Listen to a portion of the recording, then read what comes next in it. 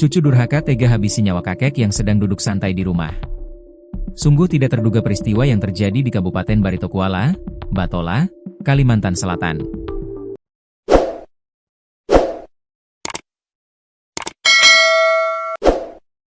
Sebab seorang cucu tega menghabisi nyawa kakek sendiri yang sedang duduk santai di rumah sepulang kondangan. Tiba-tiba cucu datang menyerang menggunakan senjata tajam jenis mandau. Bahkan tidak menghiraukan sang paman yang berusaha melerai. Bahkan cucu berinisial J tersebut sempat memburu kakeknya yang bernama Haaman, yang berusaha kabur melarikan diri. Belum diketahui yang menjadi sebab emosi JA memuncak sampai tega merenggut nyawa Haaman.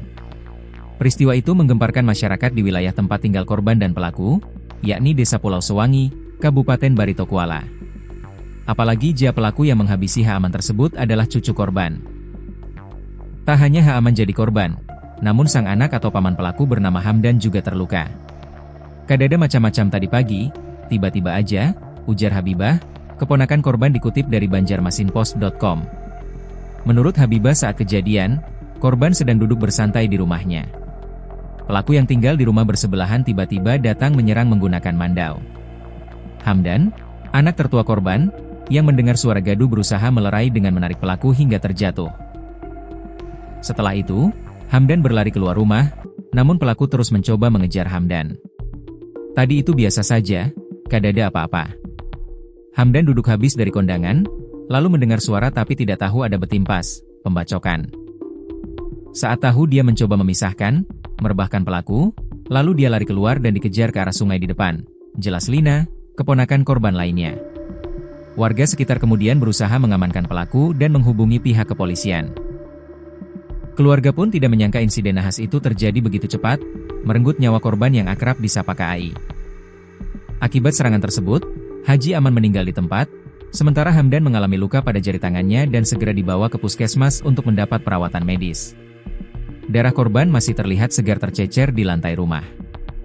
Jasad korban kemudian ditutupi kain sarung oleh keluarga sebelum tim Inafis tiba untuk melakukan identifikasi dan mengevakuasi ke RS Ulin guna proses visum. Meski pihak keluarga ingin segera mengurus jenazah, proses visum tetap dilakukan sesuai prosedur hukum. Iya, kami menunggu sampai proses visum selesai supaya jenazah bisa lekas diurus, kata Lina. Adapun pelaku jauh hari telah diamankan pihak kepolisian. Warga pun tidak menyangka sang cucu tega menghabisi nyawa kakeknya sendiri. Hingga selesai proses evakuasi, suasana desa yang biasanya tenang masih ramai oleh kerumunan. Jauh hari itu cucunya KAI, Haji Aman, ungkap Habibah. Memang sudah 5 tahun ada gangguan. Pernah mau dibawa ke rumah sakit Samanglihum, tapi tidak jadi karena sempat kembali waras, tambah Lina. Berikut adalah 10 fakta mengenai peristiwa tragis seorang cucu yang menghabisi nyawa kakeknya di Baritokuala. 1. Identitas pelaku, korban, dan lokasi kejadian. Peristiwa berdarah ini melibatkan seorang pemuda berinisial JA atau Jauh Hari sebagai pelaku utama. Tragisnya, korban yang meninggal dunia adalah kakek kandungnya sendiri yang bernama Haji Aman, atau yang akrab disapa oleh warga sekitar dengan panggilan KAI. Kejadian yang menggemparkan ini berlokasi di Desa Pulau Sewangi, Kabupaten Baritokuala, Batola, Kalimantan Selatan. Lokasi rumah pelaku dan korban diketahui bersebelahan, sehingga interaksi antar keduanya sebenarnya terjadi hampir setiap hari dalam suasana lingkungan pedesaan yang biasanya tenang. Masyarakat setempat merasa sangat terkejut karena insiden ini terjadi di lingkungan keluarga yang sudah lama menetap di desa tersebut. Kini, suasana desa yang semula damai berubah menjadi mencekam dan ramai oleh kerumunan warga yang ingin mengetahui detail kejadian. 2. Kronologi penyerangan yang mendadak. Peristiwa ini terjadi secara tiba-tiba tanpa ada konflik yang terlihat sebelumnya oleh pihak keluarga. Pada saat kejadian, korban Haji Aman sedang duduk bersantai di dalam rumahnya setelah baru saja pulang dari acara kondangan atau hajatan warga. Secara mengejutkan, Jia datang dari rumah sebelah dan langsung melakukan serangan membabi buta ke arah sang kakek. Pelaku diketahui membawa senjata tajam jenis mandau yang digunakan untuk melukai korban tanpa memberikan kesempatan bagi Haji Aman untuk membela diri. Keluarga korban, termasuk para keponakan, mengaku heran karena di pagi hari sebelum kejadian, hubungan antara pelaku dan korban tampak biasa-biasa saja. Tidak ada tanda-tanda ketegangan atau macam-macam perilaku yang menunjukkan akan terjadi aksi kekerasan fatal tersebut. 3. Upaya penyelamatan oleh paman pelaku. Saat serangan terjadi, Anak tertua korban yang juga paman pelaku bernama Hamdan mendengar suara kegaduhan di dalam rumah. Hamdan yang baru pulang kondangan segera bergegas menuju sumber suara dan terkejut melihat ayahnya sedang diserang oleh keponakannya sendiri. Hamdan berusaha melerai aksi keji tersebut dengan cara menarik pelaku sekuat tenaga hingga dia terjatuh ke lantai. Upaya heroik ini dilakukan Hamdan dengan tangan kosong demi menyelamatkan nyawa Haji Aman yang sudah dalam posisi terdesak di bawah ancaman Mandau.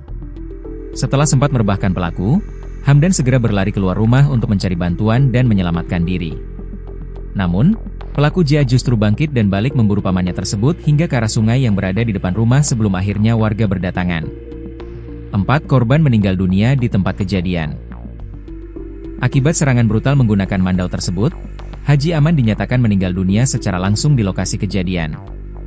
Luka-luka yang diderita korban akibat sabetan senjata tajam dilaporkan sangat parah sehingga nyawanya tidak dapat terselamatkan. Ceceran darah segar terlihat masih membasahi lantai rumah saat pihak keluarga dan warga mulai berdatangan untuk menolong. Kondisi fisik korban yang sudah lanjut usia membuatnya sangat rentan terhadap serangan senjata tajam yang dilakukan secara mendadak oleh pelaku yang lebih muda. Jasad Haji Aman kemudian ditutupi menggunakan kain sarung oleh pihak keluarga sebagai bentuk penghormatan terakhir di lokasi kejadian.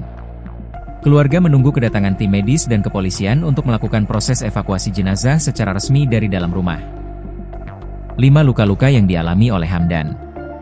Selain merenggut nyawa Haji Aman, serangan brutal ini juga mengakibatkan luka fisik pada anak korban, yaitu Hamdan. Paman pelaku ini mengalami luka robek pada bagian jari tangannya saat berusaha menangkis serangan atau melerai pergulatan dengan Jia. Hamdan segera dilarikan ke puskesmas terdekat oleh warga untuk mendapatkan perawatan medis darurat guna menghentikan perdarahan pada tangannya. Meskipun terluka, kondisi Hamdan dilaporkan stabil dan ia berhasil selamat dari pengejaran yang dilakukan oleh pelaku. Luka yang dialami Hamdan menjadi bukti nyata betapa berbahayanya serangan yang dilakukan oleh pelaku saat itu. Hamdan merupakan saksi kunci sekaligus korban kedua dalam rangkaian peristiwa berdarah yang menimpa keluarganya sendiri. 6 riwayat gangguan kejiwaan pelaku. Pihak keluarga memberikan keterangan penting mengenai latar belakang kesehatan mental Jauhari atau pelaku Jia. Menurut Lina, salah satu keponakan korban, pelaku diduga sudah mengalami gangguan kejiwaan selama kurang lebih 5 tahun terakhir. Keluarga sebenarnya sempat berencana untuk membawa Jia ke Rumah Sakit Jiwa Sambang Lihum guna mendapatkan perawatan intensif. Namun, rencana tersebut dibatalkan karena Jia sempat menunjukkan perilaku yang kembali normal atau waras, sehingga keluarga merasa ia sudah membaik. Fluktuasi kondisi mental pelaku ini diduga menjadi faktor pemicu serangan mendadak yang tidak terduga tersebut. Sayangnya, ketidakstabilan kondisi kejiwaan ini berakhir pada tragedi maut yang merenggut nyawa kakeknya sendiri tanpa alasan yang jelas.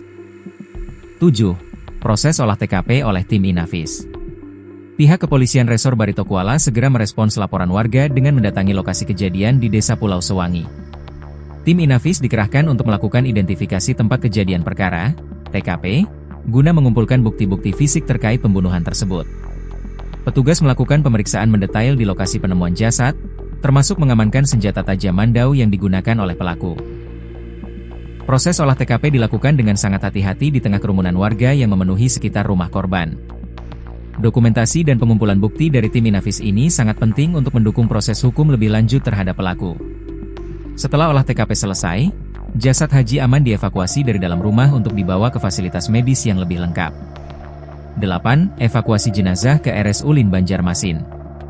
Setelah dilakukan pemeriksaan awal di lokasi kejadian, jenazah Haji Aman dievakuasi menuju Rumah Sakit Ulin Banjarmasin. Evakuasi dilakukan menggunakan mobil ambulans dengan pengawalan dari pihak kepolisian untuk memastikan prosedur berjalan lancar.